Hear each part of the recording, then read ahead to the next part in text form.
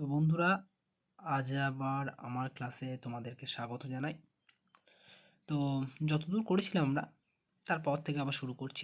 আজ দ্বিতীয় চ্যাপ্টার একটাই, মানে দ্বিতীয় অধ্যায়ের ক্লাসটা আজকে হবে। মানে সেন্টেন্স আমরা শিখেছিলাম, সেন্টেন্স তার পরবর্তী যেটা মানে সেন্টেন্সের প্রকারভেদ কী কী আছে, এগুলো আমরা একটু করে জানবো বা শেখার চেষ্টা করব। চলো দেখে নিই। তাহলে কি হচ্ছে, প্রথমেই আমরা লিখি সেন্টেন্স, SENTENCE। তাহলে দেখো, সেন্টেন্স SENTENCE is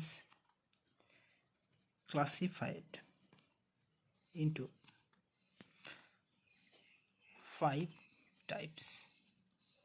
তাহলে সেন্টেন্সকে 5 ভাগে ভাগ করা হয়। ঠিক আছে, কি কি ভাগ সেগুলো আমরা একটু দেখে নিই।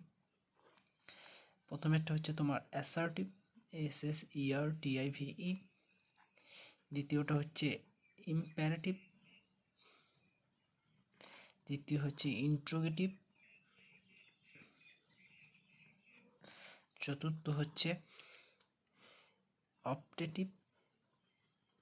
আর পঞ্চম হচ্ছে এক্সক্লেমেটরি। বানানগুলো আমি এখন বলে দিচ্ছি, দেখো, ASSERTIVE। সেন্টেন্সগুলো আমি লিখছি না পাশে। Imperative, IMPERATIVE। তারপরটা দেখো ইন্ট্রোগেটিভ, INTERROGATIVE। Optative, OPTATIVE। আর এক্সক্লেমেটরি, EXCLAMATORY। বেশ, তাহলে এই মূল হচ্ছে 5টা ভাগ। এবার আর একটা জিনিস আমাদেরকে যেটা জেনে রাখতে হবে, মাথায় রাখতে হবে আর কি, এগুলো পরে কাজে লাগবে। তো নোট বলে আর একটা জিনিস লিখে রাখবো আমরা। যে নোট কি, যে দিস সেন্টেন্সেস, SENTENCES হয়েছে, this sentences are also further divided, DIVIDED, divided into 2 types। ঠিক আছে, এবার 1 নম্বর কী হবে, সেটা 1 নম্বর হবে অ্যাফার্মেটিভ, AFFIRMATIVE। আর 2 নম্বর হবে নেগেটিভ, NEGATIVE। অ্যাফার্মেটিভ মানে হচ্ছে যে হ্যাঁবাচক, বাংলাটা লিখে দিলাম পাশে। আর এটা নেগেটিভ মানে নাবাচক। ঠিক আছে, এবার আমি একবার জাস্ট দেখো পড়িয়ে দিচ্ছি, বা জাস্ট আমরা একবার দেখে নিই।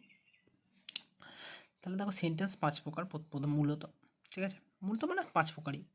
তো assertive, ASSERTIVE, imperative, interrogative, optative আর এক্সক্লেমেটরি। তাহলে এইটা আমি কি লিখলাম, নোটটা মানে হচ্ছে যে this sentences are also further divided into 2 types. ঠিক আছে, মানে এই সেন্টেন্স যে উপরে এগুলো রয়েছে, এইগুলোকে আরও 2 ভাগে ভাগ করা হয়। ঠিক আছে, সেটা কি, একটা হচ্ছে প্রথমে এটা অ্যাফার্মেটিভ, দ্বিতীয়টা নেগেটিভ। মানে হচ্ছে এই যে 5টা সেন্টেন্স আমরা assertive, imperative, interrogative, optative, exclamatory দেখতে পাচ্ছি, এদের ভেতরে যদি তুমি ঢোকো তাহলে এই দুটোকে খুঁজে পাবে, মানে অ্যাফার্মেটিভকে খুঁজে পাবে এবং নেগেটিভকে। মানে তুমি যদি অ্যাসার্টিভ সেন্টেন্স বলো, অ্যাসার্টিভ সেন্টেন্স সবথেকে বেশি ইংরেজিতে ব্যবহার হয়। তো মনে করো আমি আমাদের কথার যেগুলো বলি সাধারণত সবই অ্যাসার্টিভ সেন্টেন্সই হয়। তো অ্যাসার্টিভ সেন্টেন্সের প্রথমে যেটা রয়েছে, মানে প্রথমেই অ্যাসার্টিভ রয়েছে, তা একটা উদাহরণ দিই। তো অ্যাসার্টিভ সেন্টেন্স মনে করো আমরা বললাম হয়তো I swim in the river, আমি সাঁতার কাটি নদীতে। তো এইটার মধ্যে কিন্তু একটা হ্যাঁবাচক অথবা নাবাচক ঢুকে আছে। I swim in the river, এটার মধ্যে কিন্তু একটা হ্যাঁবাচক অথবা নাবাচক ঢুকে রয়েছে। সেটা কি না হ্যাঁবাচক না নাবাচক সেটা নির্ধারিত হবে কিভাবে, সেটা আমি আবার পরে বলে দেবো।